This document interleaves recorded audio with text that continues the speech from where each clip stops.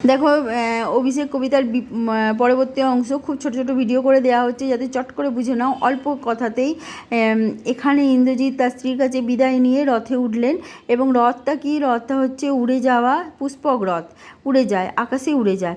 উঠিল পবন পথে মানে আকাশ পথে ঘোরতর রবে রথবর, রথটা উড়ে গেল এবং সেই রথী যিনি ইন্দ্রজিৎ তিনিও রথে চেপে গেলেন।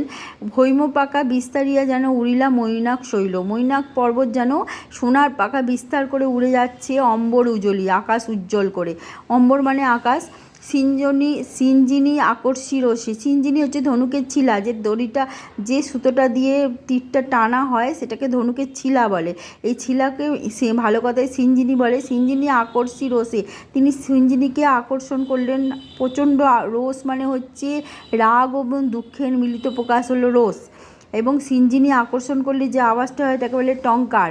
তাহলে টঙ্কারিলা ধনু, ধনু কী করলো, টঙ্কার করলো, মানে ধনুতে টঙ্কার হলো, মানে ওই সিঞ্জিনীর টানার আওয়াজ হলো। বীরেন্দ্র পক্ষিন্দ্র যথা নাদে মেঘ মাঝে, যে পক্ষীদের রাজা গরুর পাখি যেমন করে গর্জন করে মেঘের মাঝে ভৈরবে প্রচণ্ড জোরে, মানে প্রচণ্ড গর্জন করে, সেরমভাবে ধনুকটি টঙ্কার করে উঠল।